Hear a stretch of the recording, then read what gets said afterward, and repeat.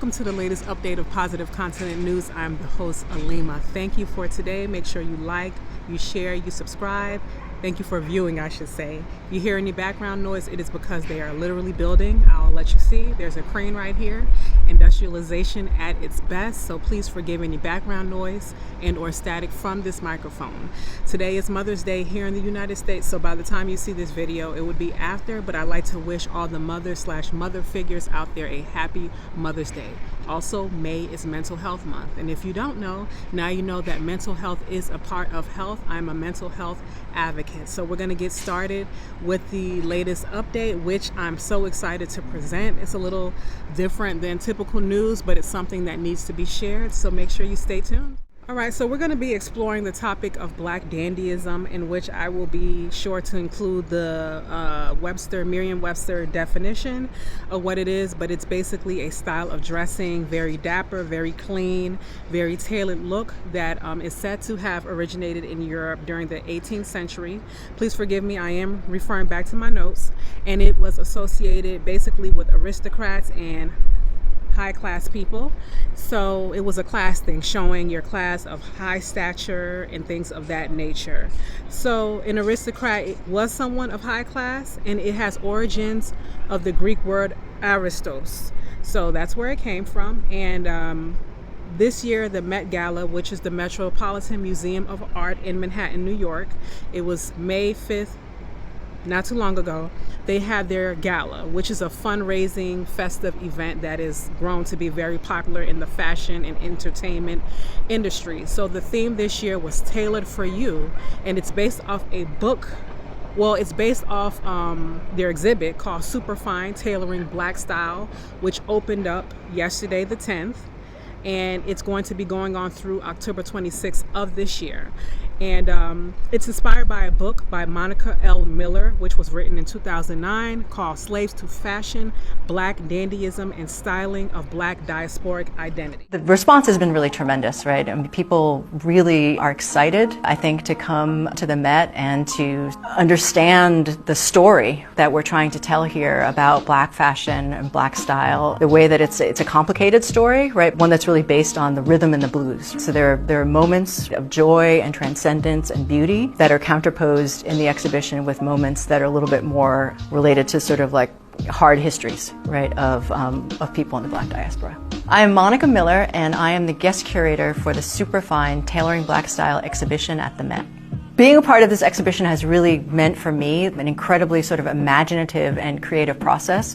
One of the most surprising things about translating my book into an exhibition has been really what to do about the sort of long historical frame. The book starts in the 18th century and ends in the present. So if we're thinking about how to add garments or how to center garments in that story, we really need to think about historical garments, and in particular garments that would have been worn by enslaved people. Finding those garments, right, and then making sure that we are presenting them in a way that is respectful and sensitive has really been a part of the exhibition that we've really thought a lot about and had the kind of, in some ways, the privilege, right, of caretaking for those objects. Some people say that they were pandering. That I'll let you all figure that one out and discuss that amongst yourself, because in this event, this is really not about that, but I just wanted to include what kind of inspired the video. So the Black Dandy was kind of invented sometime during the 18th century, as a lot of people within the diaspora, African diasporic or continental diaspora to be exact, were enslaved, whether it was in the diaspora or on the continent. And what happened is that these slave owners wanted to show, hey, I'm high class and so are my enslaved people or my slaves. So they would have them dress up as well to match the environment. So once again, it was about showing your status, showing that you have money, showing that you have it to spend on your slave in this particular case. And after the Reconstruction era, after slavery in the United States in particular, it became a really big thing, especially during the Harlem Renaissance, so the early 20th century. The fine tailor suits, zoot suits were included, and yeah, it became a real big thing. It was about your essence. It was about the energy that you carried, number one, before your clothes, your tailoring, showing detail to your clothing, etc. Now we're gonna forward. You know what? This is going a lot faster than I actually thought. We're gonna go into dandyism on the continent. So, in specific, Brazzaville and Kinshasa, which is Brazzaville was formerly French Congo. They were colonized by France, and Congo DRC, where Kinshasa is a former French-Belgian colony. So once again, the history is similar, that these enslaved people were dressed up from by their slave masters to show their status in these Western clothes, to show how dapper they are. This started as well during the 17th century in Europe, and then kind of because of the slave trade, you can say worked its way onto the continent and the diaspora. So status symbol, once again, they want them to fit in their circles, in their societies, as they were taking these people with them to their different events. They're showing, hey, my slave is dapper, more dapper than yours. I have more money than you do because my slave kind of dresses better than your slave and you at the same time. That was the mindset about it. So once again, after slavery was abolished, these people on the continent began to take on this style for themselves. They had their own little twists. Some of them were traveling to Europe, etc., and bringing back what inspired them, and they were mixing it kind of like with their own clothing, etc., to make this what it is, the black dandy. But in specific, this is called le sap, le sapologie, to be specific. Société des ambianceurs et des personnes élégantes. So that's what SAP stands for. So it's a society of tastemakers, of ambiance bringers, and people of elegance. Sapel and sapus. Sapel is the male version, sapus is the female version. If you don't know France, in French specifically, they have masculine and feminine verbs and words and things like that. So this is how dandyism occurred in Congo, which is a subculture. So they have some grand sapels. Andre Masua, who is said to be a visionary and a Pan-Africanist. He was born during the early 20th century, and was one of the few people from the continent that got to be educated in Europe. So he was seeing the fashions, and he would bring it back to Congo. At some point, he was in the army in Senegal, and he began to see the mistreatment of his fellow brethren over there, and that's kind of what made him stand up against the colonial powers. And eventually he did lose his life, being jailed, being tortured, but his style and what he stood for is ever present in Congolese sapologie. So I definitely want to give the ode to Andre Masua.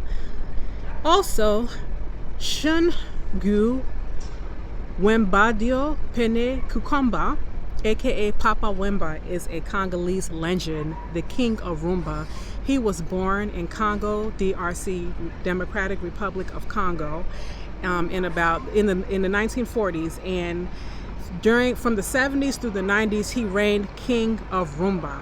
So for all you people from Cuba and DR, your Rumba comes from Congo and Angola. I just want to drop that gem on you, because Congolese music there's nothing like it. I will continue to uplift the Congolese culture and the people, because their fate is imperative to the fate of the continent and the diaspora. I might delve into that further in this video. So he was called Papa Wemba. Affectionately, he was called Le Papa de la Sap, the Pope of Sap. He made sapologie a big thing again during his reign, especially between the 70s and 90s. And what he would do would be mixing the traditional Congolese attire and fabrics with the cuts, the cuts, or the dandy look, you can say, sapologie.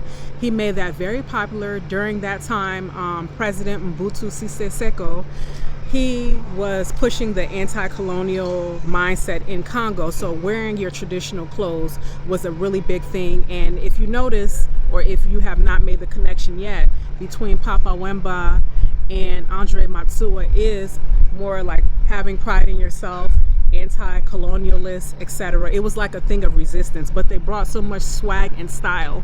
And because there's more video of Papa Wemba, you can really see how influential his style was, bringing the traditional Congolese clothing and material with, you can say, the European cuts and things like that, to just make it a whole, it was a whole movement. He's very big in the music on the continent in general, and in Congo. He is no longer living as well, sadly, but his mark lives on in Sap Pauli and in music in general for his type of singing style and his clothing style. All right, so this Sap Pauli is a huge thing in Congo. There's actually rules to Sap Pauli, and I'm going to read them to you. One is you have to be a gentle man or woman. You have to have manners, which consists of being kind, considerate, respectful to others, and nonviolent. There's no type of heavy partying, drug use, drinking, etc. And many go to church regularly. They're very conservative, and you cannot wear more than 3 colors in the outfit. They like bold colors. Your socks must be worn at a certain length. Attention to detail is a must. Your clothes have to be ironed a certain way, very crisp. Your handkerchief laying a certain way. They don't play any type of games. They're looking at all these type of things. This is considered art, really, not fashion. So if you know Serge Ibaka, he's an NBA player. He's actually from Republic of Congo, and he always said, I do art, I do art. This is what he's talking about, because he grew up in Congo seeing Sap Pauli, and it's a big thing. Honestly, they should have invited him to that Met Gala. Let me drop another gem on you. Serge Ibaka is what put fashion in the NBA. He doesn't play. The way his clothes are cut and tailored is very serious. I'm gonna make sure I include some photos and things of Serge, because many of you might know who I'm talking about, but might not know his name. He's a child of Le Sap. Once again, style is very important. And listen, these people are so serious about this. They have many mottos. One of their mottos is, elegance has nothing to do with poverty, because Congo was strategically made to be impoverished over the centuries due to 3 civil wars.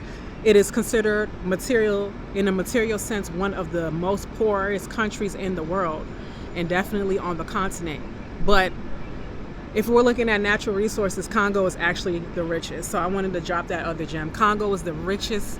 Those 2 countries, especially Congo DRC, is the richest country in the world, full of natural resources. So these people are actually doing this to celebrate their culture and to have something to look forward to and be happy. I don't agree with some ways that they're doing it, but I do understand you got to find a way to be happy. So this makes them happy. So now the term that Sap Pauli has taken is that they incorporate a lot of what is called luxury European brands into this, such as like Gucci, Versace, Fendi, Chanel, other top tailoring, Italian, especially, and French tailors that I didn't mention at this point, or not tailors, but luxury brands into their clothing. And they have their own style of doing it. If you know Congolese people, then you know that they're very eccentric people. They're very comfortable in their eccentricity, and that I can respect. So places like Colombia, places like Brazil, places like like Dominican Republic, get their eccentricity from the Congolese/Angolan influence, because Angola and Congo, they're the same people, just colonial borders, right? Portugal and France or Belgium, French-speaking Belgium. So yeah, they're doing it. At this point, Sap Pauli and even the Black Dandyism in America, they're doing it better than the forefathers from Europe by incorporating their own swag, style, mystique, ambiance, etc. to their dressing. So Kitindi is called a religion of the fabric, and this religion has a pope, a priest, priestesses, and other followers. So I basically got that line verbatim from my article that I'll definitely include in the sources, but I just wanted to let you know how deep Sap Pauli is, that there is actually a religion of the fabric called Kitindi in the Congos. I feel like I said a mouthful. If I forgot anything, I'll be sure to leave it in the comments. This actually went so much faster than I thought, but I really wanted to share this part of Black dandyism from the continent because les Congolais plus style avec les Sap Pauli. It's very important that this story is shared, or this history. There's going to be a pause to include some extra video and footage of Sap Pauli. This is normal in Congolese culture. Make sure you like, you share, subscribe, please. I would, the more you like and share, the more this video gets circulated to the right people that need to hear this.